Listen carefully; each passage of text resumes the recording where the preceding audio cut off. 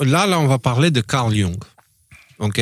Carl Jung qui est quelqu'un... Attendez, on va faire ça comme ça. Bonjour, Grok.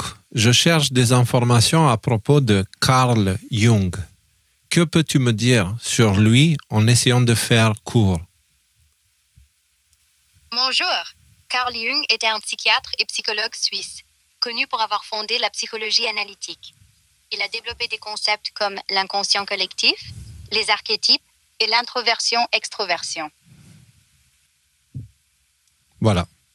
Version courte, Grok nous répond. Voilà. Alors, Carl Jung, pour moi, c'est un prophète moderne. Pour moi, je le mets dans le même niveau, pas forcément de qualité d'être humain, mais de sagesse que beaucoup d'anciens. Okay? Le gars, il voyait l'invisible et il étudiait l'invisible, chose qu'on ne fait plus trop. C'est-à-dire le monde de la psychologie, le monde des rêves, le monde de la spiritualité, et il le voyait avec les yeux d'un vrai scientifique, tu vois.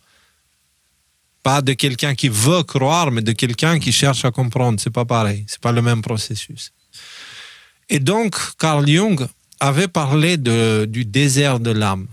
Et ce soir, j'ai pris un texte que j'ai trouvé dans une vidéo qui est en anglais. Vous pouvez accéder ici. Mais j'ai pris le texte et je voudrais qu'on en parle ensemble, en fait. Alors, voilà, on commence. En tournant dans le voyage intérieur, à un moment de notre cheminement, peut-être après une révélation spirituelle majeure ou une crise personnelle, quelque chose a changé. Pensez Covid, pensez tout ce qu'on a traversé, c'est le grand choc. Vous avez perçu l'illusion, les schémas répétitifs, le bruit incessant, puis le silence. Au début, ce silence était puissant, presque libérateur.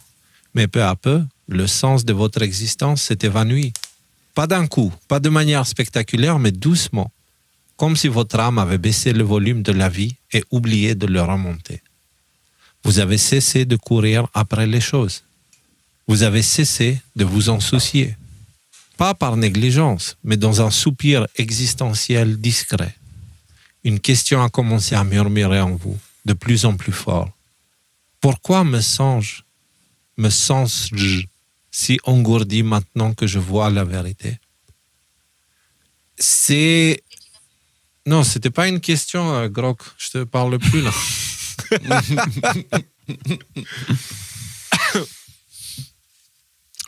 Alors, est-ce que ça vous l'a fait? Est-ce que vous voyez de quoi ça parle, cette partie-là? Complètement. Ouais. Vous voulez ajouter quelque chose? Expérience personnelle moi, personnellement, je pense que je suis encore là-dedans, en fait. C'est-à-dire, il y a quelque chose qui est mort, mais qu'est-ce qui va renaître à la place? C'est pas encore très clair et c'est pas encore fait. Et ouais, et ça cause des fois des moments de vide, en fait. Qu'est-ce que je fous là? En fait, cette question, elle est très présente. À quoi ça sert ce que je fais, en gros, tu vois? C'est ça. Moi, c'est ce que j'ai tendance à appeler le syndrome de l'apocalypse. C'est quelque chose dont je me suis aperçu par rapport à moi-même et par rapport à certains amis autour de moi qui, disons que depuis très très longtemps, voient un peu le côté vain, le côté illusoire de toutes les choses et attendent qu'en gros l'illusion s'effondre, tu sais, mais l'illusion est extérieure. Donc ils ne s'investissent dans aucun projet parce que à quoi bon? Voilà, la grande question. À quoi bon que je m'investisse dans quelque chose? À quoi bon que je commence, que j'interagisse avec ce faux réel alors qu'il est sur le point de s'évanouir? Oui. Ouais, mais ça vient avec du désespoir, ce syndrome de l'apocalypse, qui n'est pas nécessairement présent, en fait. C'est-à-dire que oui, j'ai beaucoup connu ça, tu sais... Pourquoi je ne veux pas mettre des enfants au monde, dans l'état dans lequel il est? C'est un discours que j'ai beaucoup entendu et que je peux comprendre les arguments qui en aboutissent à cette conclusion-là. Maintenant, c'est pas nécessairement que ça. Des fois, c'est juste... Tu sais, je me souviens, et d'ailleurs c'est même mentionné dans la vidéo, moi jusqu'à ces 5 dernières années, en fait, j'avais un plan à 5 ans. Il est explicitement mentionné. C'est-à-dire, je me dis, ok, là, j'en suis là. il y a encore ça et ça et ça que j'aimerais améliorer et changer dans ma vie. Dans 5 ans, voilà ce que je veux faire pour en arriver là. Aujourd'hui, cette vision de 5 ans, je veux dire, elle est complètement illusoire. Le monde change tellement vite, d'un mois sur l'autre, qu'on ne peut plus se projeter dans le futur et que des fois, ça coupe les pattes. Je me souviens, en 2020, j'avais une maison au Canada que j'ai vendue vite. Il faut absolument que je la vende parce qu'il y a la tempête, parce que l'effondrement financier, parce que ci, parce que ça.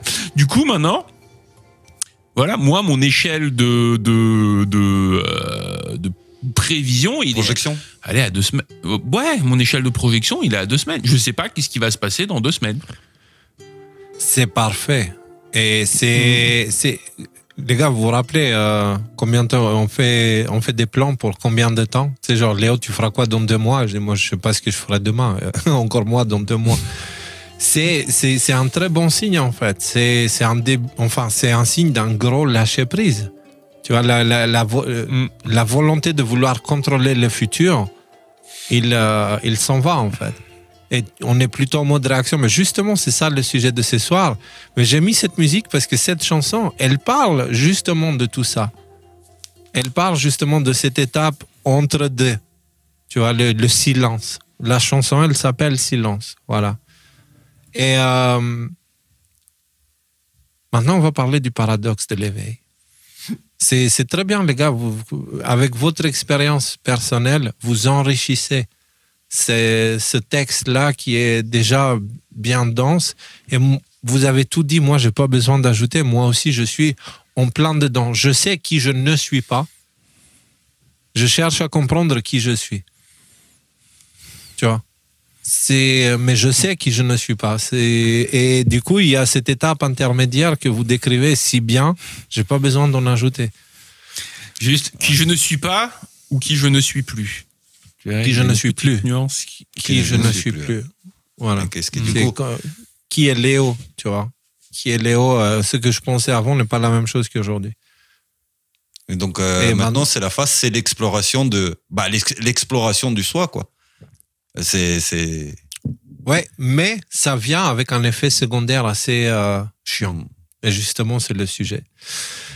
Le paradoxe de l'éveil. On s'attend à ce que l'éveil spirituel embrase notre passion, qu'il nous illumine. Pourtant, pour beaucoup, en particulier les âmes introspectives, les empathes, les chercheurs de vérité, il produit l'effet inverse. Il nous vide. Une amie, brillante et spirituellement éveillée, passionnée par les écrits d'Eckhart Tolle, Alan Watts ou Krishnamurti, m'a raconté son expérience. Après une nuit sombre de l'âme, elle a eu une révélation. Elle a vu à travers l'illusion de l'ego, de la quête du succès extérieur, mais 2 mois plus tard, elle se retrouvait à fixer son plafond, incapable de sortir du lit. Elle m'a confié, « Avant, je pleurais de ne pas en faire assez. Maintenant, je me fiche de faire quoi que ce soit. Je pensais que l'éveil allait m'enflammer, mais pas me laisser ainsi. » C'est exactement ce qu'on vient d'évoquer là. Alors, Carl Jung, il vient apporter quelques réponses sur ce processus.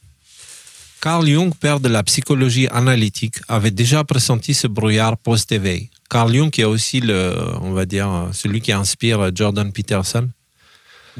Sans utiliser le jargon spirituel à la mode, il comprenait ce qui se passe lorsque l'inconscient devient conscient. Il disait, l'illumination ne vient pas en imaginant des figures de lumière, mais en rendant l'obscurité consciente. Cette phrase est magnifique, mais elle révèle une vérité brutale. L'éveil n'est pas une fin, c'est le début d'une mort psychologique. La mort de celui que vous pensiez être. Les structures qui donnaient du sens à votre vie, les objectifs, carrière, relations, même votre perception du temps, tout s'effondre. Mais voici le piège. Votre ego n'a pas disparu, il est juste désorienté. Il a perdu sa carte. Sans nouvelle direction, la motivation s'évanouit. Vous n'êtes pas déprimé, ni démotivé au sens classique. Vous êtes en transition, dans un entre-deux. Vous vous êtes réveillé d'un rêve, mais vous n'êtes pas encore entré dans une nouvelle réalité. Alors, il y a plein de choses à dire déjà ici. Donc, déjà, cette partie-là, l'illumination ne vient pas en imaginant des figures de lumière, mais en rendant l'obscurité consciente. Quand on parle de réveil spirituel, il faut qu'on se fixe des règles sur les mots pour qu'on se comprenne bien. Okay? Chacun aujourd'hui donne un sens à lui, à ce qui est le réveil spirituel. Okay?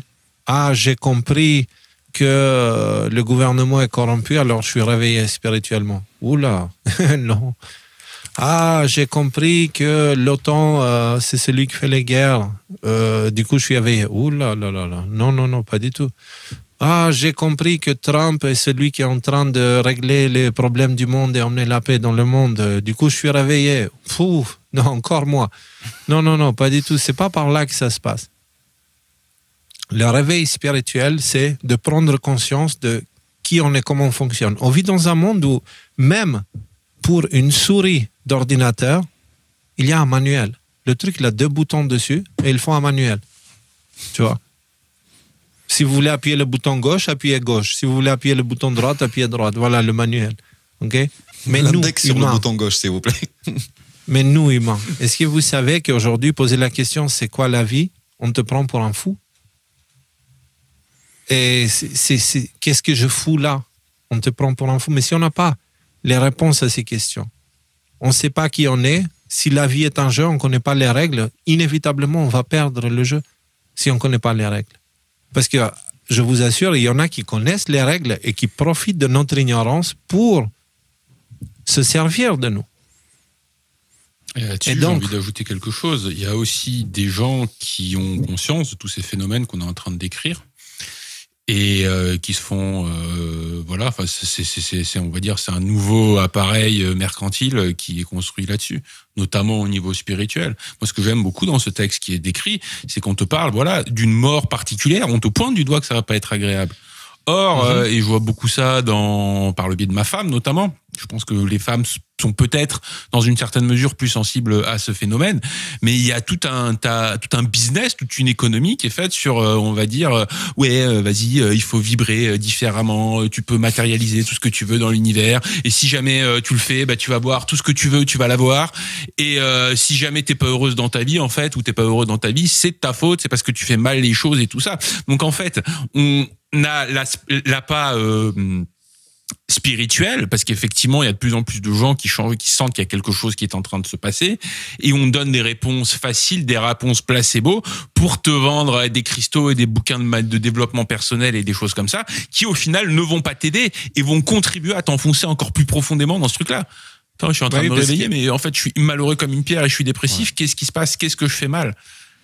Donc c'est ça, maintenir en fait tous ces trucs-là, c'est comme des trucs qui nous empêchent de sentir cette douleur, entre guillemets, mais du coup, en nous empêchant de la sentir, on ne traverse pas cette période. Et on reste dans cet entre-deux et on devient de plus en plus déconnecté de la réalité, ce qui peut s'avérer assez dangereux. Oui, Nico, pardon. Ces histoires-là, le truc, c'est que ce qui se passe dans le vide, très souvent, et dans ces statuts, on s'en fiche d'interagir avec le monde extérieur et qu'on ne voit plus de sens aux choses, etc.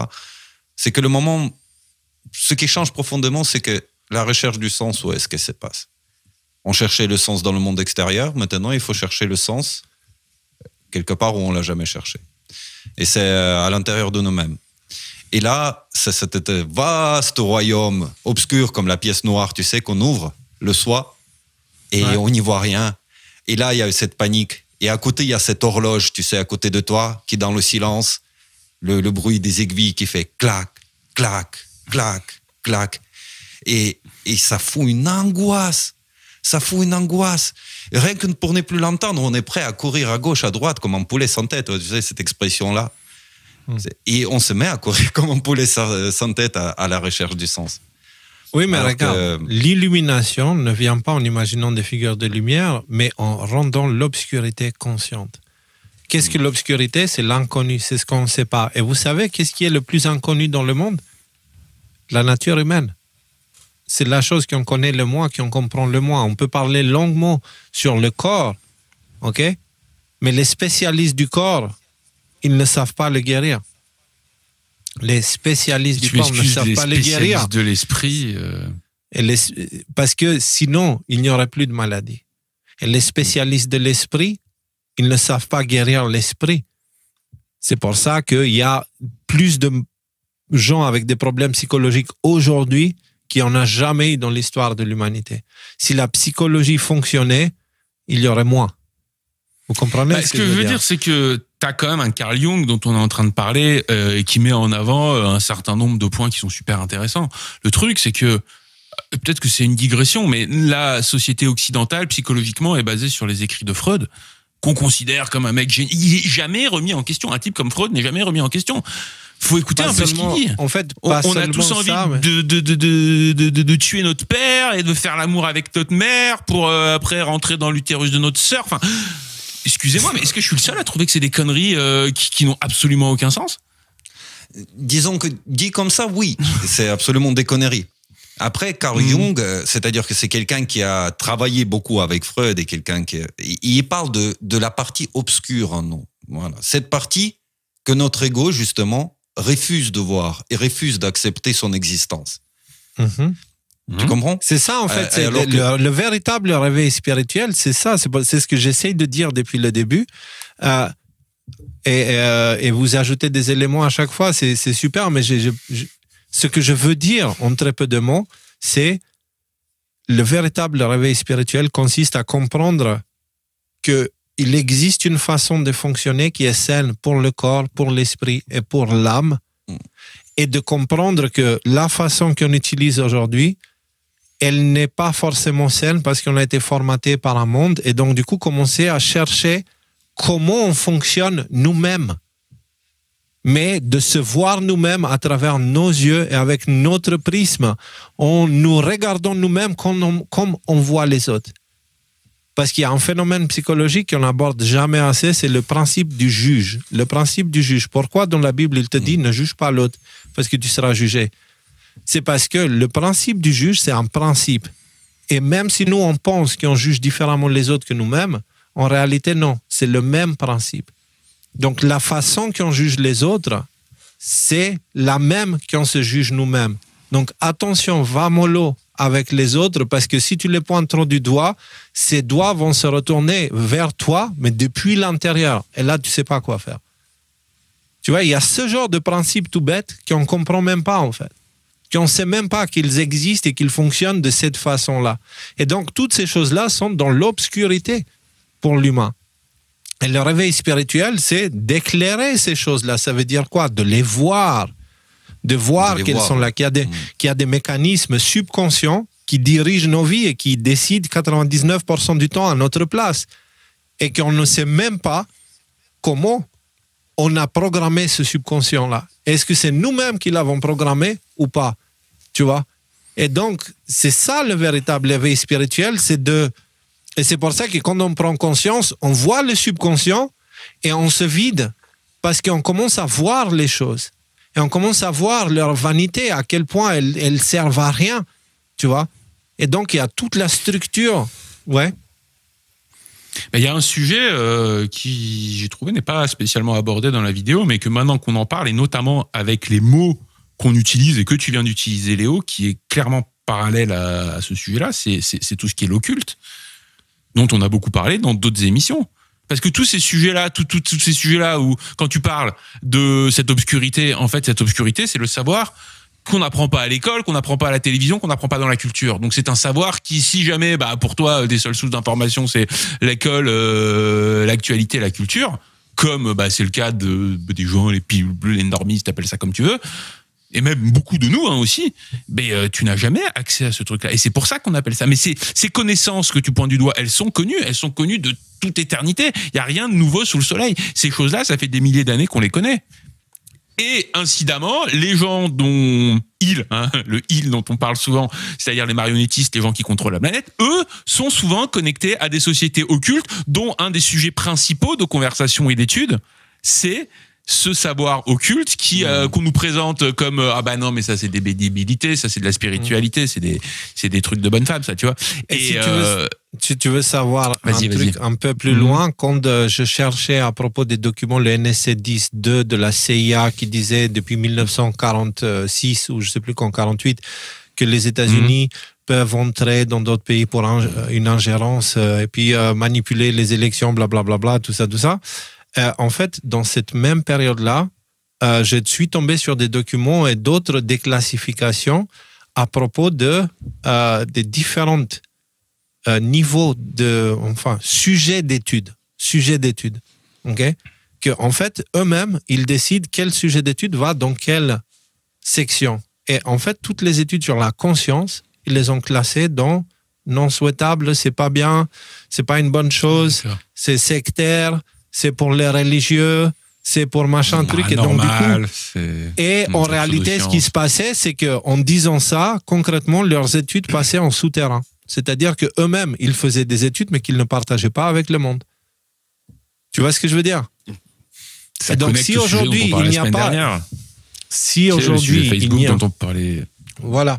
Si aujourd'hui, il n'y a pas d'études concrètes, sérieuses sur la nature de la conscience, son rapport avec la réalité, l'interaction avec la matière, etc., ce n'est pas parce qu'il n'y a pas eu d'études, c'est parce que toutes ces études-là, elles sont secrètes. Elles sont secrètes pour une raison. C'est parce que, une fois que tu connais les mécanismes de fonction, tu peux programmer le subconscient d'un humain. Okay? Si on a parlé d'intelligence artificielle dans le passé, l'humain a une intelligence aussi, et devinez quoi, elle se programme de la même façon. Tu vas la nourrir avec de l'information et tu vas lui donner quelques exemples, quelques trucs, tu vois, pour structurer un petit peu son intelligence, et après, elle se forme toute seule. Hein. Le reste, ça continue toute seule. Et on a appris quoi? On avait appris que les écoles... Ouais, non, on va pas entrer trop en Y-Files, là, c'est pas nécessaire d'y aller de ce côté-là. Mais ce que je voulais rajouter, c'est qu'un point essentiel pour confirmer ce que tu viens de dire, c'est au live de la semaine dernière, quand on parlait de cette étude Facebook qui avait été faite pour savoir est-ce qu'en modifiant le fil d'actualité des gens, on arrive à changer leurs émotions et à changer leur perception de qu'est-ce qu'ils pensent et de qu'est-ce qu'ils disent. Souviens-toi ce qu'elle disait la dame, je crois que c'était la DARPA, finance des centaines d'études qui vont dans ce sens-là. Ouais. Et une fois de temps en temps, t'en as une qui arrive à percer, on va dire, dans le domaine public. Et là, il y a beaucoup de gens qui s'indignent. Oh là là, c'est un scandale et tout ça. Mais ces centaines d'études, elles existent. Il y a quelqu'un qui a payé pour. Et clairement, il y a quelqu'un qui s'en sert derrière pour nous manipuler, pour avoir le contrôle sur nous. Donc, ça va 100% dans le sens de ce que tu dis là. Et ça parlait surtout de la façon de manipuler, non pas l'information dans nos têtes, mais ce qu'on ressent de cette information-là. Et maintenant, je vous pose la question. Que pensez-vous du mot woke aujourd'hui? Et que veut dire ce mot en vrai? Maintenant, le mot woke, il est associé à des gens qui portent, qui ont des cheveux violets, qui sont en très mauvaise santé, qui s'identifient à des flaques de couleur, etc. Oui, voilà, c'est ça. Qui ne tolèrent rien, qui ne peuvent rien. Mais que veut dire le mot à la base? Que veut dire le mot à la base? Éveillé, ouais. Okay. Et c'est vrai qu'aujourd'hui, c'est associé à de la maladie mentale. Dans le cerveau des gens qui n'ont pas mangé le narratif genre de gauche, inclusivité et compagnie. Et quelle est la langue du Babylone aujourd'hui? Quelle est la langue de Babylone aujourd'hui? Je sais pas, l'anglais. C'est l'anglais. C'est l'anglais. On utilise dans le monde entier que des anglicismes pour tout. D'accord. Donc, c'est vrai que si tu vas par là, même le mot gay aujourd'hui a été détourné de son sens original pour avoir un sens qui est complètement différent. Ce que je veux dire, c'est que dans les années, je sais pas, moi quand j'étais petit, alors comment tu te sens aujourd'hui? Tu te sens gay? Bah, ça avait un sens très différent de celui qu'il peut avoir aujourd'hui. Et donc, quelque part, t'associes la joie de vivre, le bonheur, le fait, en fait, d'être bien, de vibrer positivement, comme on dirait aujourd'hui, avec une sexualité alternative. Je veux dire, chacun est libre de choisir ou de pas choisir, mais cette association d'idées et cette association de termes, en soi, bah, pose question quand même. Ouais. Moi, pour revenir un petit peu dans notre émission, parce qu'on s'est éloigné un petit peu du sujet sans trop s'en éloigner non plus, c'est pertinent. Pour revenir, donc il y a la prise de conscience de tous ces mécanismes que si on ne connaît pas, on se laisse manipuler très facilement. Mais quand on se réveille réellement spirituellement, l'éveil n'est pas une fin, c'est le début d'une mort psychologique. La mort de celui que vous pensiez être. Ne pensez pas qu'il parle d'un sujet différent que celui du Christ. La mort et la résurrection, c'est exactement ce sujet-là, en fait. Renaître en C'est Christ, le réveil spirituel. Comment? Renaître en Christ, c'est vrai que c'est voilà, enfin, je veux dire, ça peut très bien Renaître en Christ. ici, Si ouais. Christ est toute la vérité, si Christ est vérité, renaître en Christ, c'est renaître en vérité, renaître dans la vérité. Et non plus la vérité individuelle où je crois que, alors que 99% de mon être est subconscient, mais plutôt une vérité différente. Et justement, cette nouvelle vérité, elle est en train de venir et on est entre deux. Maintenant, on va passer à la suite. Une pause sacrée. Ce que vous ressentez n'est pas un échec. Ce n'est pas une dépression clinique. C'est quelque chose d'ancien, de sacré. Jung avertissait que notre monde moderne fuit cette phase à tout prix. Tout ce qu'on vient de dire là. Ah, bah ouais. Comme Cette les Juifs pause. en partant d'Égypte. Hein. C'est ça. Cette pause sacrée, ce vide, cet entre-deux, est essentiel pour ce qu'il appelait l'individuation, le processus de devenir votre moi authentique. Pourtant, personne ne vous parle de cette étape, n'est-ce pas? Dans notre société... Si je peux- Blablabla, oui. Bah, ce que je veux dire, c'est que si là, il y a un truc qui m'a frappé un petit peu dans la lecture de ces quelques lignes, c'est que vous savez, hein, tout ce qui est en haut est en bas, la réalité fractale de la nature, de l'humanité, machin, tout ça. Ça, c'est exactement d'un point de vue spirituel ce qui se passe d'un point de vue physique et mental à l'adolescence, en fait. Quand tu réfléchis, c'est une individuation, une libération par rapport à ton cocon familial pour prendre une forme d'autonomie par rapport à tout ça. Et là, en fait, on a exactement ce même phénomène qui se passe au niveau spirituel. Et donc voilà, en fait, on est des grands Donc enfants spirituels en train de rentrer dans l'adolescence, en fait. C'est quelque chose que je dis depuis longtemps quand on parle des trois corps, le corps physique, le corps émotionnel et le corps intellectuel, le corps, on va dire, voilà, spirituel. Le corps physique, lui, c'est pas parce que lui, il est adulte que les deux autres le sont aussi. Chacun de ces corps doit passer par des étapes pour se renforcer, grandir et pouvoir prendre la responsabilité de son existence. Pendant que nos corps physiques, tout est fait pour qu'ils deviennent vieux très vite, ok? Nos corps émotionnels, eux, ils sont extra faibles. Pourquoi? Parce qu'on est trop protégés. On vit dans un monde qui prend soin de nous. Les États prennent soin de nous dans le sens où ils font tout à notre place. On n'est pas confronté à des situations difficiles, on est protégé. On a appris aux parents de protéger les enfants, qu'il n'ait rien et du coup, on a créé une civilisation faible. Donc, nos corps émotionnels, eux, ils sont faibles. Et un occidental ne pourrait pas survivre une journée dans la peau d'un enfant africain qui doit creuser pour sortir le cobalt des batteries d'une Tesla, tu vois, ou d'un iPhone, tu vois. Il ne ferait pas une heure, pas une journée. Il s'effondrerait psychologiquement. Donc, nos corps émotionnels, ils ne sont pas fiables. Nos corps spirituels, bah, ils sont corrompus. Ils passent leur temps à bouffer du fast-food intellectuel par la télé ou Internet. Donc, il n'a pas eu le nécessaire pour évoluer, lui non plus, tu vois. Donc, c'est pas parce que vous voyez quelqu'un, même, il peut avoir 80, 90 ans, 100 ans. C'est pas parce que son corps, il a 100 ans que ces deux autres corps font de lui d'un ancien sage, etc., etc. Moi, je connais la société valide des enfants. Je connais des enfants de 75 ans et des adultes de 13 ans. Donc,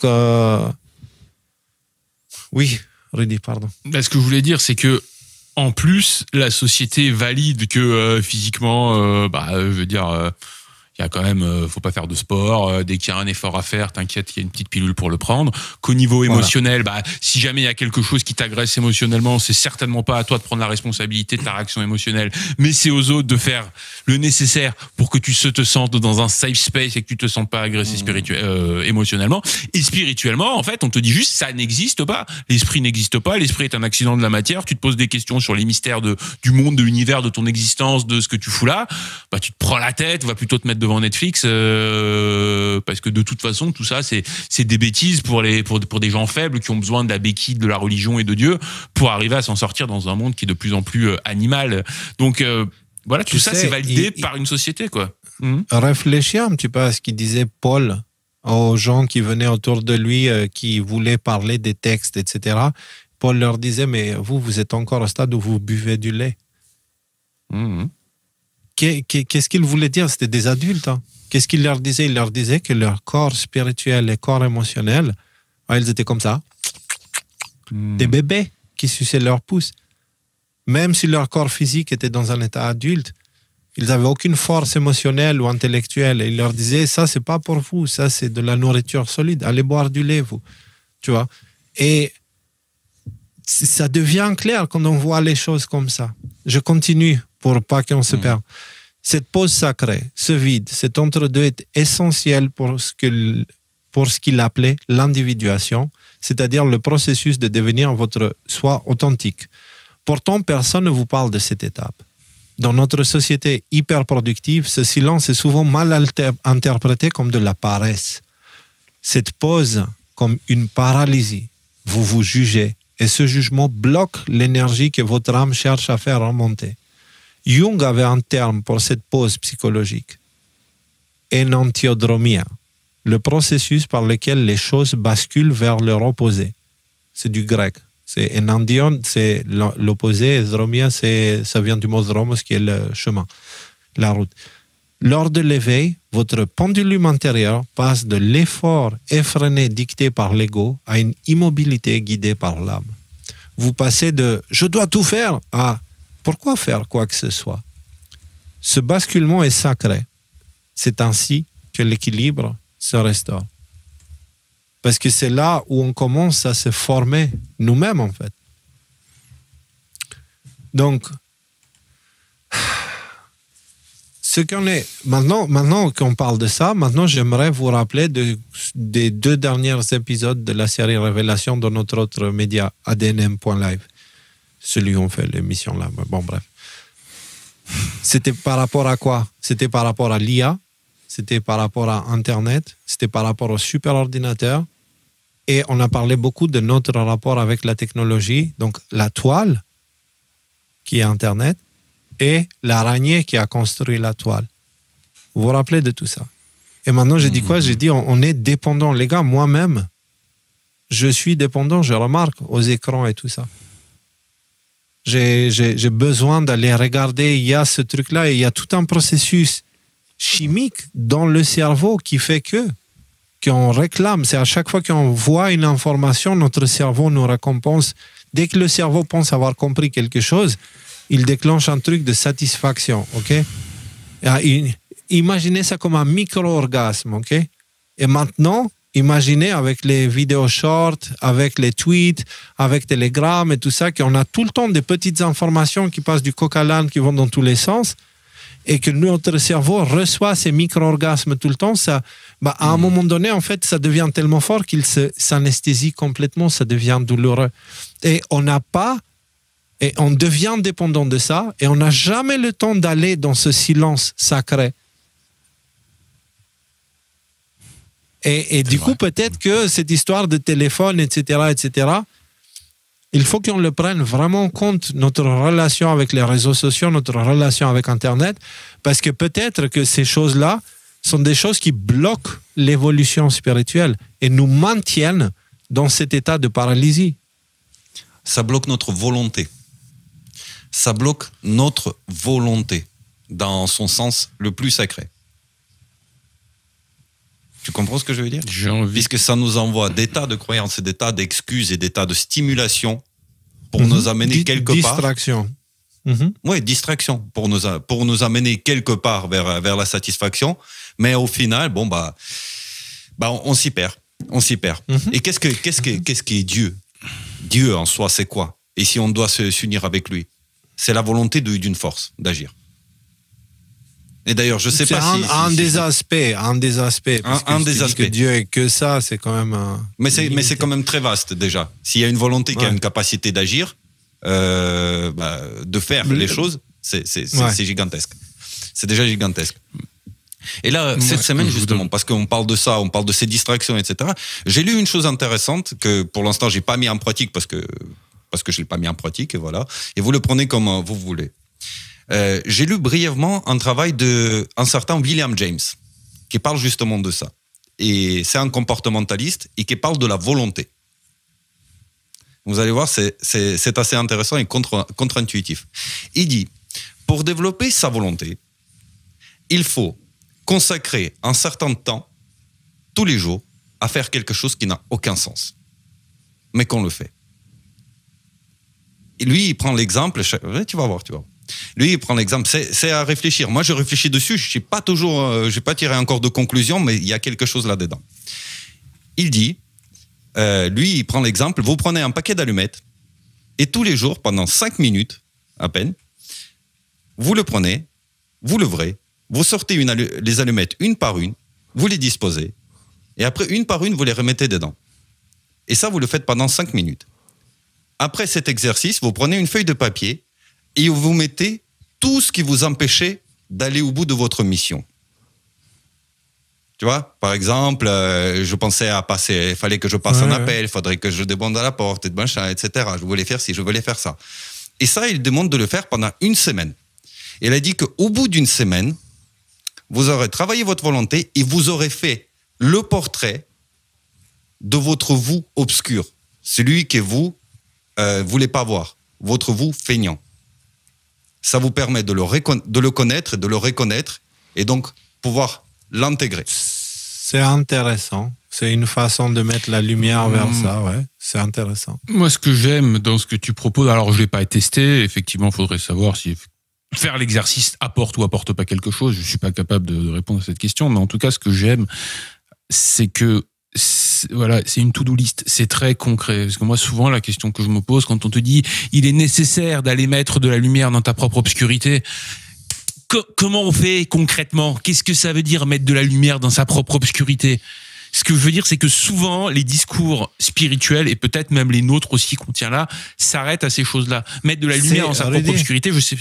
Ouais. C'est ne rien faire. Ne rien faire. Mettre de la lumière dans son propre obscurité, ça s'appelle la méditation. C'est-à-dire, tu te poses dans un coin, tu fais rien et tu observes. Es-tu capable de faire ça? Moi, je sais que je le suis pour quelques minutes. Mais au-delà de ça, ça devient dur. Ça revient à ça au final. Donc, pourquoi? Parce que c'est justement ça. C'est-à-dire, tu as les choses de l'intérieur, tu vois les énergies, les forces qui travaillent à l'intérieur de toi et qui te poussent à bouger. Quelles sont tes motivations? Vers quoi tu es attiré? Par quoi? Et là, tu peux les observer.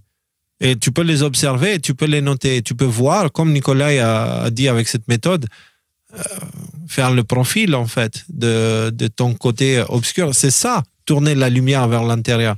C'est pas prendre une lumière et s'éclairer la gueule, tu vois. J'avais compris, ouais. La gueule. Il y a d'autres moyens. Là, j'ai compris. Les gars, on continue un peu parce qu'il y a encore, on est même pas à moitié, voilà. Okay. Alors, la chrysalide et la dissolution.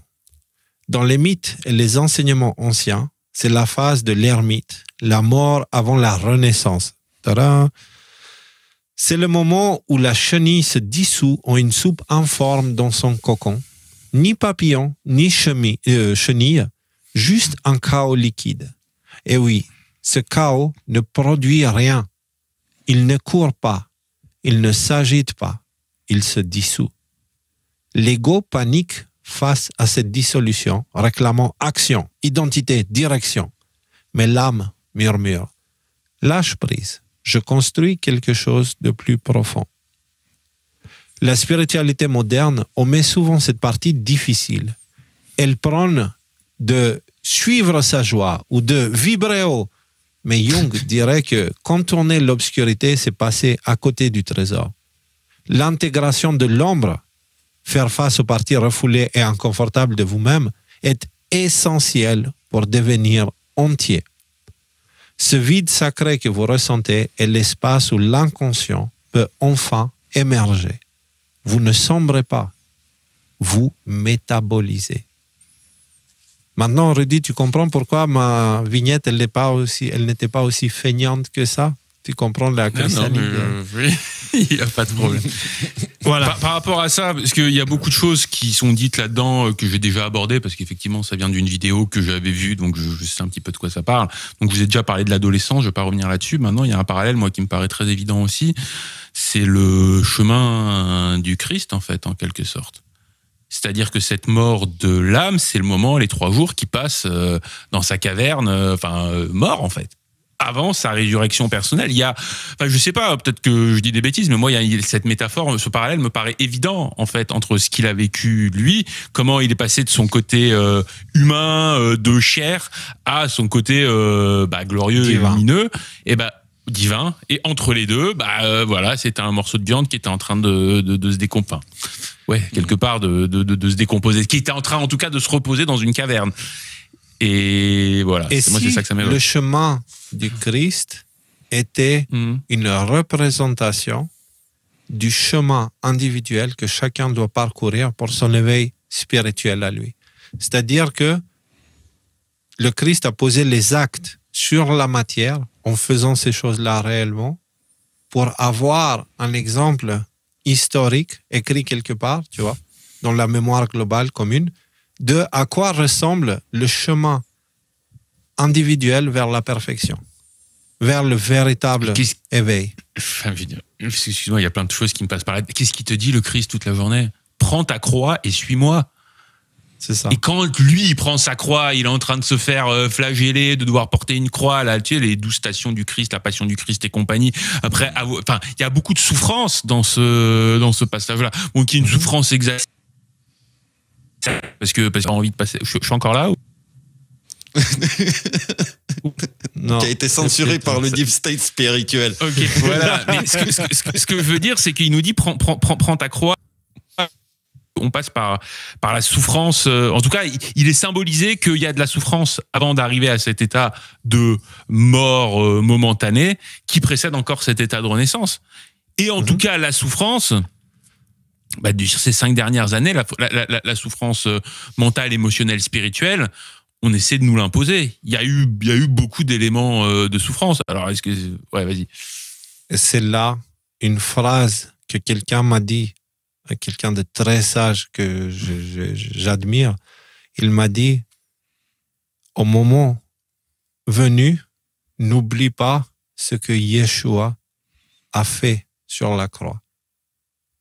Et du coup, il y a cet aspect culpabilité dans cette paralysie. Tu sais, quand on est paralysé parce qu'on ne fait rien, etc. Moi, je sais, j'ai très peu de motivation ces derniers temps. Il n'y a que la famille qui me motive ces derniers temps. Vous qui regardez, vous êtes la seule motivation qui reste encore.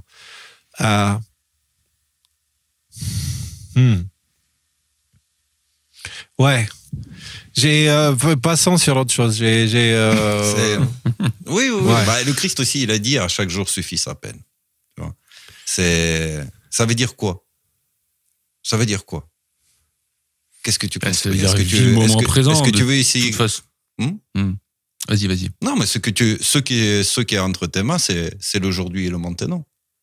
C'est pas le demain. C'est pas cette projection de temps. Tu sais, qu'est-ce qui nous met l'angoisse? C'est le temps dans la paralysie. C'est le fait d'être arrêté alors que quelque chose avance. Quelque chose d'ailleurs dont la réalité, on remet de plus en plus en question.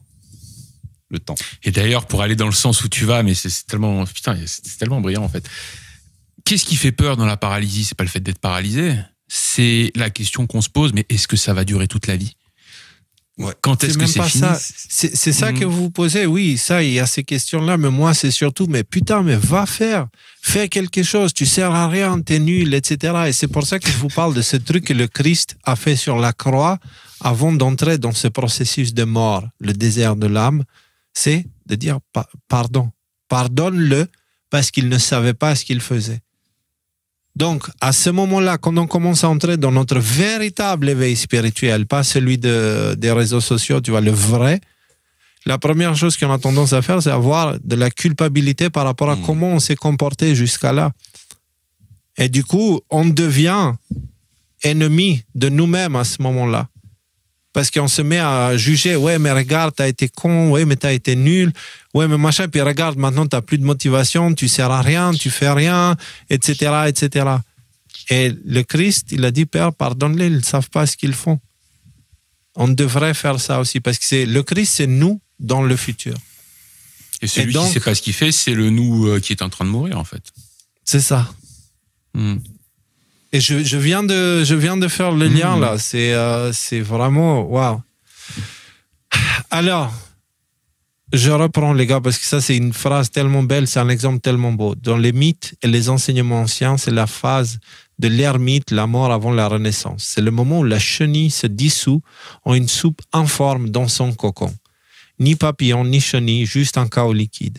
Et oui, ce chaos ne produit rien. Il ne court pas, il ne s'agite pas, mais c'est dans la loi, c'est là devant nos yeux. Il se dissout. L'ego panique face à cette dissolution, réclamant action, identité, direction. Mais l'âme murmure, chut, lâche prise, je construis quelque chose de plus profond. La spiritualité moderne. Je peux finir un truc. Ok. Tu vas pas me laisser finir. Non, mais on l'a déjà lu tout Vas-y. ça. Okay, vas-y. Ce que je veux dire, c'est que cette injonction qu'on donne aux gens, quitter les grandes villes, c'est pas seulement parce que dans les grandes villes, ça va craindre dans le futur, machin, tout ça. C'est aussi parce que le bruit qu'on a, permanent, nous empêche d'entendre ce murmure de l'âme. Et du coup, qu'est-ce qu'on fait ? Ah, il faut aller manifester, il faut faire des pétitions, il faut s'agiter, parce que si je m'agite pas, j'ai l'impression que de toute façon, je laisse le système dont j'ai pris conscience gagner et m'ensevelir et m'engloutir. Ce qui est exactement le contraire de ce qu'il faut faire, quoi. Faire quelque chose. Ben, c'est ça. Ouais. Bah, moi, j'ai jamais caché que pour moi, c'est ça la raison principale pour laquelle je dis quitter les grandes villes, c'est parce que il y a pas de nature. Et c'est pas naturel. C'est quand tu vis la vie dans la nature, tu la vis pas de la même façon que dans une ville. Moi, le réconfort que les arbres et les fleurs me donnent, que les oiseaux me donnent, que les insectes, les papillons, toutes sortes d'êtres vivants qui me donnent dans les moments difficiles, t'as pas ça en ville. Quand tu lèves la tête, tu as quelqu'un qui te regarde bizarrement là-bas, tu as une injustice qui se produit là-bas, tu as du foutage de gueule un peu plus loin là-bas, ça pue la merde ici, la pisse là-bas. Tu vois ce que je veux dire ? C'est pas, si tu te sens mal en ville, tu te sentiras pire. Si tu te sens mal dans la nature, tu te sentiras mieux. C'est clair. Tu vois ce que je veux dire ? Alors, la spiritualité moderne omet souvent cette partie difficile. Elle prend le suivre sa joie ou de vibrer haut. Mais Jung dirait que contourner l'obscurité, c'est passer à côté du trésor. L'intégration de l'ombre, faire face aux parties refoulées et inconfortables de vous-même est essentiel pour devenir entier.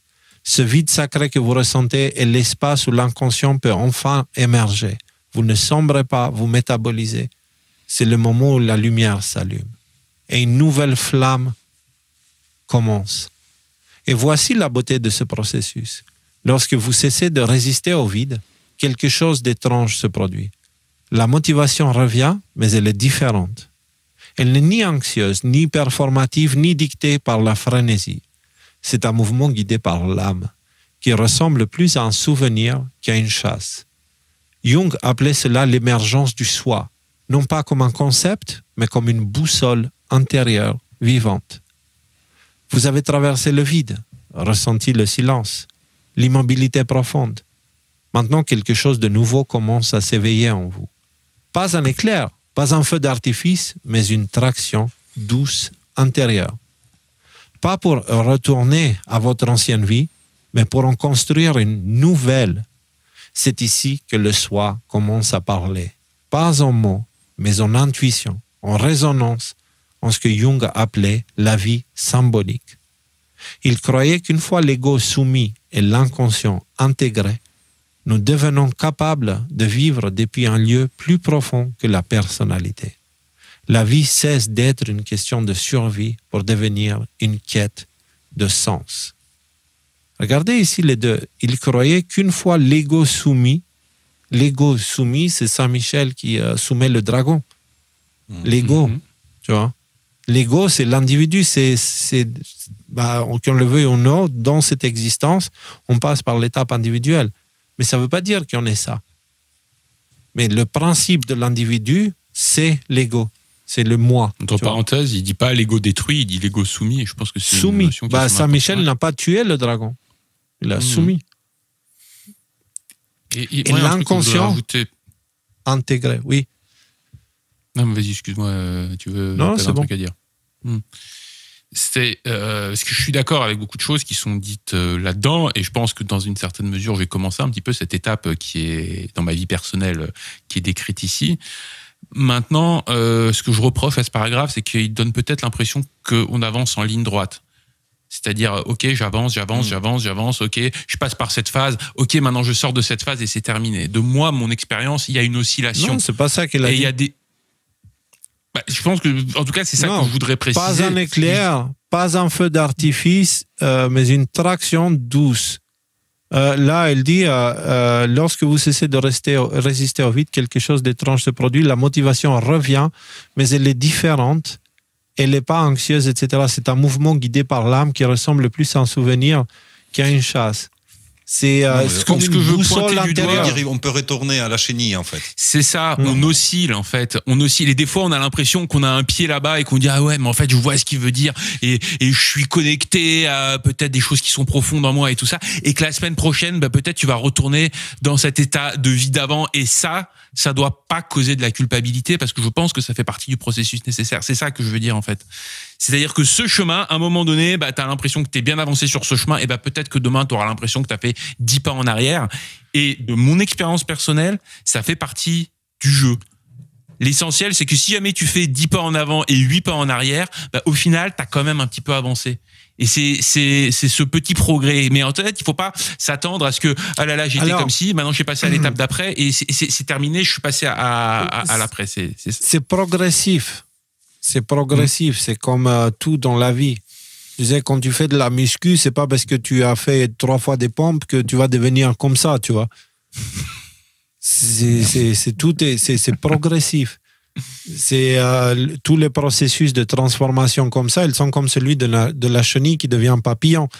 Ça se fait progressif. Par contre, que le papillon redevient chenille, ça, moi, j'y crois pas. Moi, je ne peux plus revenir en arrière dans le point de vue de Léo 2016, qui ne savait même pas qui il était, ou même de 2010, tu vois, plutôt, qui ne savait pas qui il était, qui courait derrière les mauvaises choses. Je ne peux plus devenir ça.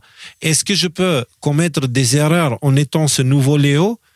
Oui, bien sûr, ça ne veut pas dire. Donc, ne confonds pas commettre des erreurs et être une entité différente. C'est parce que quand tu as changé, même la façon que tu perçois tes erreurs, ce n'est plus la même. Dans le passé, les erreurs, c'était des échecs. Dans le futur, les erreurs, c'est des leçons. Tu vois ce que je veux dire? Avec ce que tu dis. Je pense que, enfin, je veux dire, ça va pas dans ce sens-là. Et je pense que c'est important qu'on ait clarifié les termes. Ce que je veux dire, c'est que c'est pas demain tu vas te réveiller avec l'illumination et que tu vas rester toujours dans l'illumination et la béatitude jusqu'à la fin de ta vie. Et qu'il y a des moments où tu vas te sentir triste, il y a des moments où tu vas te sentir inutile, il y a des moments où tu vas te sentir tout pourri. Et que, ouais, je pense que ça fait partie du processus. Mais non, jamais tu redeviens ce qui t'étais. Moi, jamais je vais me remettre devant BFM TV. Ouais. C'est dans la loi. C'est dans la loi. Pour marcher, il faut être debout. Pour être debout, il faut de l'énergie. Donc, ça veut dire que cette existence, elle te demande, pour être dans la lumière, ça te demande constamment des efforts. Parce que si tu laisses tomber, la gravité, elle va t'emmener vers la matière. C'est écrit dans la loi. Donc, ce que tu dis est juste et c'est même confirmé par la loi. Donc, l'existence d'un saint, elle n'est pas simple. Allez demander ça aux saints qui ont passé par la terre. Allez voir leurs histoires. Alors, vivre depuis le soi. Vivre depuis le soi ne signifie pas être toujours motivé au sens classique. Vous ressentirez encore des vagues de fatigue, de confusion, voire de chagrin. C'est humain, Rudy. C'est de ça que tu parlais. Mais vous ne ressentirez plus ce sentiment constant de trahison intérieure. Cette impression de vous traîner dans une vie qui ne vous correspond pas. Vous commencerez à créer, même sans public. Vous direz non à ce qui ne résonne pas, même si cela semble séduisant. Vous suivrez votre curiosité, pas votre liste de tâches. Vous choisirez la paix plutôt que la performance. Ce nouveau carburant n'est pas l'adrénaline, c'est l'alignement. Jung appelait cela vivre symboliquement, faire confiance à vos images intérieures, vos rêves, vos synchronicités, vos intuitions comme des guides.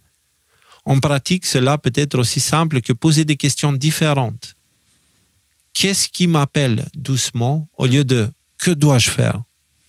Où la vie me guide-t-elle au lieu de « quel est le plan ?» Qu'est-ce qui est honnête au lieu de « comment puis-je prouver ma valeur ?» Parce que c'est surtout cette dernière question, ça c'est un truc, en fait j'ai l'impression, quand je discute la plupart du temps avec les gens, c'est la deuxième question qu'ils se posent à l'intérieur d'eux. Comment puis-je prouver ma valeur? Tu vois? Je ne parle pas de la famille, je te parle de mes interactions quotidiennes. Et c'est subconscient, ça se manifeste subconsciemment. Et ça se manifeste par des discours de moi je, regarde-moi, waouh, moi je. Et c'est besoin d'attention. J'ai besoin de prouver ma valeur. Voilà. Alors qu'à la base, on devrait regarder comment on peut être le plus honnête. Parce que c'est ce qui rend la vie le plus simple, en fait. Tu voulais dire, écoute, c'est la ligne du dessus. Moi, c'est la ligne du dessus qui me parle beaucoup, en fait. Où la vie me guide-t-elle au lieu de quel est le plan? Comme je vous disais, j'avais cette espèce de plan à 5 ans. Là, je l'ai dit à beaucoup de gens pendant la tournée. Donc, bon, voilà, je peux le dire un petit peu officiellement. Là, je m'apprête à quitter la Corse pour aller vivre ailleurs.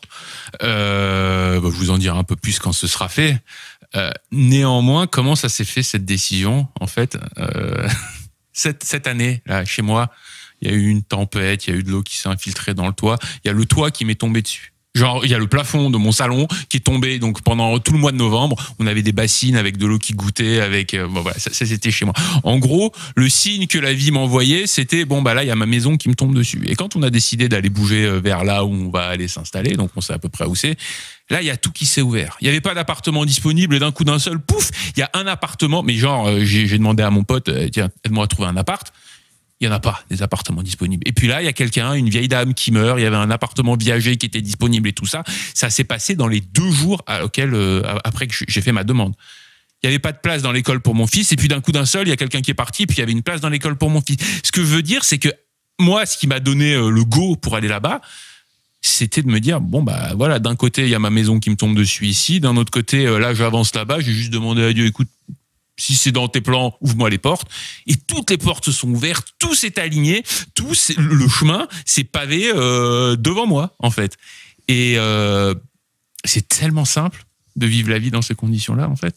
À partir du moment où tu es un petit peu ouvert à ça et que tu n'as pas peur de l'inconnu, en fait, c'est super facile. Rudy, maintenant, pense aussi à plus grande échelle, quel est le plan? Parce que nous, on fait carrément des émissions où on essaye de comprendre quel est le plan, si tu réfléchis bien. Mais en réalité, là, on est même, nous, en train de vivre autre chose. On est plus à se poser la question, mais où est-ce que ça nous emmène, tout ça? Tu vois? Plutôt que, c'est quoi le plan? Parce que le plan, bon, on l'a fait en long et au travers. Et bon, voilà, on a vu les contours, on a vu qu'il est... limité, on va dire. Il fait ce qu'il fait, mais bon, bref. Mais c'est marrant que ça parle de ça. Quel est le plan? Trust the plan et tout ça. C'est à garder dans un coin de sa tête. Parce que toute cette opération, on parle de Q et tout ça, ça disait qu'il y avait un plan et que la question à se poser, c'est quel est le plan? Tu vois? Ouais. Alors que pour l'éveil spirituel, c'est pas ça qu'il faut poser comme question. C'est où est-ce que tout ça m'emmène? Ben même, j'ai envie de te dire que d'un point de vue matériel aussi, il faut la changer, cette question. Parce que moi, Trust the Plan, à un moment donné, ça t'angoisse. Parce que s'il y a un plan humain, c'est un plan, même s'il est hyper bien ficelé, qui peut échouer. Moi, 2020, là, quand Trump il avait perdu, à un moment donné, là, quand j'étais dans mes moments un petit peu difficiles là, pour accueillir cette nouvelle-là, je me dis, ça y est, c'est foutu en fait. Le plan a échoué, les gentils ont perdu, les méchants vont gagner. On est parti pour un siècle de dictature totalitariste complète. Et c'est dans ces conditions-là que j'ai mis mon fils au monde. Ce que je veux dire, c'est qu'à partir du moment où tu laisses tomber ça et tu dis, il n'y a pas de plan. Là-haut, il y a quelqu'un qui contrôle. Il sait ce qu'il fait. Moi, je ne sais pas ce qu'il fait, mais j'ai confiance en lui. Tout est tellement plus simple, tellement plus léger, tellement plus facile, en fait. C'est clair. On fait la dernière section. une ambition transformée. Donc, toutes ces transformations-là ne signifient pas abandonner l'ambition, mais de la transformer. L'ambition devient une dévotion à la vérité, à la présence, à la croissance. Et ironiquement, cette énergie est bien plus efficace que celle de l'ego. Et elle est durable, alimentée par l'âme. Ce n'est pas pour impressionner, mais pour exprimer. Cela vous pousse à créer, servir, guérir, enseigner, construire, non pas parce que vous le devez, mais parce que tout votre être dit oui. On fait les choses pour d'autres motivations après. Si vous avez l'impression que votre étincelle s'est éteinte après l'éveil, sachez que c'est l'ancien feu qui s'est consumé pour laisser place à une flamme plus profonde, une flamme qui ne vacille pas au gré des vents extérieurs. Jung ne promettait pas un chemin facile, mais si vous comprenez le sujet abordé ici, vous êtes déjà sur ce chemin.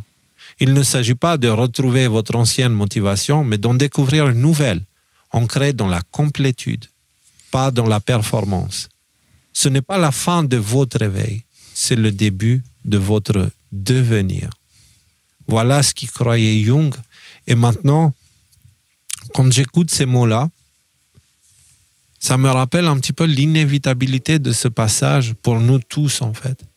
Avec les structures extérieures qui s'effondrent, avec les difficultés de la vie qui deviennent de plus en plus importantes, et avec la colère qui monte, des émotions. Ça veut dire qu'on est confronté à beaucoup d'informations, de quoi nourrir l'esprit. On est confronté à beaucoup d'états émotionnels qu'on peut croiser sur Internet. Malheureusement, la plupart du temps, ils sont négatifs.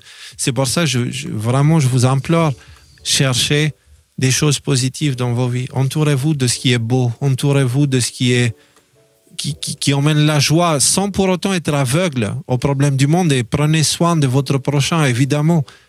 Mais prenez soin de ce qui est beau aussi. Parce qu'on est en train de créer un monde très, très moche. On a créé un monde très, très moche. Et il va s'effondrer. Il n'est pas viable. Et avec l'effondrement de ce monde, il y a plein d'effondrements de structures psychologiques qui vont avoir lieu en même temps. Et du coup, on va se retrouver avec une humanité qui va, elle, traverser le désert. Et je reviens à cette... J'aimerais finir avec ce passage de l'Apocalypse parce que préparer cette émission-là, ça m'a permis d'améliorer ma compréhension de ce passage de la Bible. Un grand signe parut dans le ciel. Une femme enveloppée du soleil, la lune sous ses pieds et une couronne de 12 étoiles sur sa tête. Elle était enceinte et elle criait, étant en travail et dans les douleurs de l'enfantement. Un autre signe parut encore au ciel, et voici un grand dragon rouge ayant 7 têtes et 10 cornes. Et sur ses têtes 7 diadèmes. Sa queue entraînait le tiers des étoiles du ciel et les jetait sur la terre. Le dragon se tint devant la femme qui allait enfanter afin de dévorer son enfant lorsqu'elle l'aurait enfanté. Donc imaginez de quoi ça parle là. Qu'est-ce que le dragon? On a parlé la bête, ce qui est. On a déjà évoqué plein de fois. C'est un être comme nous, avec un corps physique et un corps spirituel. Le corps physique de la bête, c'est ce qu'on pourrait appeler l'OTAN aujourd'hui. Et le corps spirituel de la bête, c'est toutes les autorités du monde qui forment cette structure d'autorité qui a créé une police mondiale qui est l'OTAN aujourd'hui et qui décide qui peut vivre et qui peut mourir, quel État est en paix et quel État est en guerre. Et donc, cette chose-là, elle veut prendre le contrôle de cette femme qui va avoir un nouvel enfant. Cette femme, c'est la terre. C'est le principe féminin sacré dans son corps physique, c'est la terre. Tu vois, de la même façon que le corps de la bête, c'est l'OTAN. Le corps physique de la bête, c'est l'OTAN. Mais il a aussi un corps spirituel. La terre aussi. Elle a un corps physique et c'est du principe féminin. Parce que c'est notre terre qui nous donne notre corps. Notre corps vient d'elle, de la même façon que notre corps vient de notre mère. Okay? Et donc, elle allait donner naissance à quoi? À une nouvelle humanité.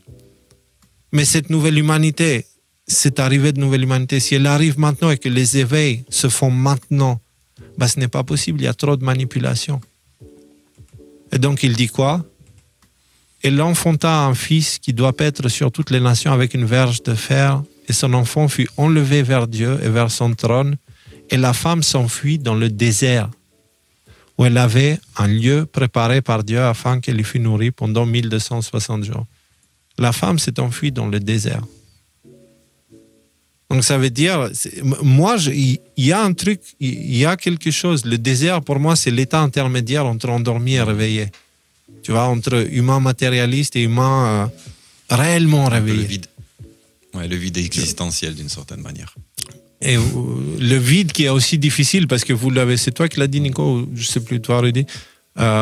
Les Hébreux, quand ils ont quitté l'Égypte, ils sont allés dans le désert et ils ne pouvaient pas rester longtemps dans le désert. Ils avaient du mal et ils devaient inventer des dieux et faire des choses parce qu'ils se faisaient chier, ils avaient peur. Tu vois ce que je veux dire? Alors que Moïse leur disait non, faut tracer là. Tu vois? Parce qu'on parle d'Égypte, on parle du désert, mais il ne faut pas oublier que derrière, c'était à l'époque, c'était pas l'objectif. désert, quoi. Non, ce que je veux dire, c'est que oui, il y a la terre promise en fait, et métaphoriquement, c'est ça qu'il faut, c'est la lumière au bout du tunnel en fait. C'est celle sur laquelle, Léo, tu nous conseilles de garder les yeux fixés plutôt sur la lumière qui s'approche au bout du tunnel, plutôt que sur celle qui s'éloigne de l'autre côté du tunnel en fait. Et je vais choquer beaucoup de monde si je dis que Moïse, il est toujours en train de marcher vers sa terre promise. Ils ne l'ont jamais réellement atteint, la terre promise. Ouais. On est toujours en quête. La terre promise, elle arrivera une fois qu'on aura traversé toutes ces périodes dont on parle depuis 5 ans maintenant. Et bref, version courte, cette émission était là pour vous dire que si dans cette période-là, vous vous sentez fatigué, si dans cette période-là, vous sentez manquer de motivation, si dans cette période-là, vous sentez que vous avez les humeurs un petit peu qui sautent, qui sont changeantes, etc., considérez la possibilité que vous soyez en plein milieu d'une crise existentielle qui est due à ce processus de ce qu'on appelle le réveil spirituel. En gros, concrètement, c'est ce que nous sommes, c'est une structure psychologique qui se forme au cours de notre vie et qui se base beaucoup sur ce qu'on nous a dit que la vie est. Parce qu'aujourd'hui, si tu poses la question à tout le monde, ils te disent, moi, je ne sais pas ce qu'est la vie. Mais par contre, je sais que je dois faire ça et ça et ça et ça. Non, mais attends, comment tu sais que tu dois faire ça si tu ne sais pas ce qu'est la vie? Donc, en gros, on s'est foutu de nous. À l'école, moi, on ne m'a pas appris des choses utiles pour ma vie. Ce qui m'a appris des choses pendant la période où j'étais à l'école, c'était la vie elle-même. L'école, la seule chose qu'elle m'a appris, c'est que je dois me soumettre à l'autorité du professeur. Et s'il dit que c'est bon, même quand il se trompe, c'est lui qui a raison. C'est ce que l'école m'a appris. C'est une idole. Donc, bref, tout ça pour dire, si vous vous sentez dans ces états qu'on vient d'évoquer ce soir, en partageant un petit peu nos expériences personnelles, sachez que premièrement, vous n'êtes pas les seuls à être dans cet état. Deuxièmement, que c'est tout à fait normal. Troisièmement, que la meilleure chose à faire dans cette période-là, c'est de couper Internet, de vous éloigner de tout ce qui est distraction et de prendre du recul et aller dans le silence. C'est là-dedans que vous allez pouvoir construire votre nouveau soi. Et je le dis à vous, mais je le dis à moi-même aussi. Et d'ailleurs, les gars, je pense que je vais faire un jeûne Internet d'ici le prochain live. Comme on vient de préenregistrer l'émission, tu vois, du coup, de là jusqu'à ce que je dois commencer à préparer le prochain live, moi, je ne mets plus mes mains sur Internet, je touche plus... je communiquais avec les gens qui m'écrivent, ok, mais à part ça, voilà, pas d'informations, rien. Ça va être... mon désert digital aussi. Parce que je pense que j'ai besoin, et je le conseille à tout le monde de faire la même chose. Continuez à vivre vos vies normalement, juste pas de réseaux sociaux, pas de YouTube, pas des choses que vous passez du temps à regarder, et que ce temps-là, il est utile et il doit être passé dans le silence, pas devant des vidéos Internet. Et je le dis à vous, mais je le dis à moi, parce que je suis coupable de ça. Donc voilà. Les amis, autre chose à ajouter? Rudy? Non, rien de spécial. Donc, merci de nous avoir suivis. Merci pour votre temps. Je vous embrasse et je vous dis à bientôt. Bye bye. Nico? Alors au début, non. la Bible dit, la phrase la plus répétée dans la Bible, c'est n'ayez crainte. Et la phrase de Carl Jung que j'apprécie le plus, il a dit, là où se trouve votre peur, là où se trouve ta peur est ton chemin. Donc, n'ayez crainte. Ouais.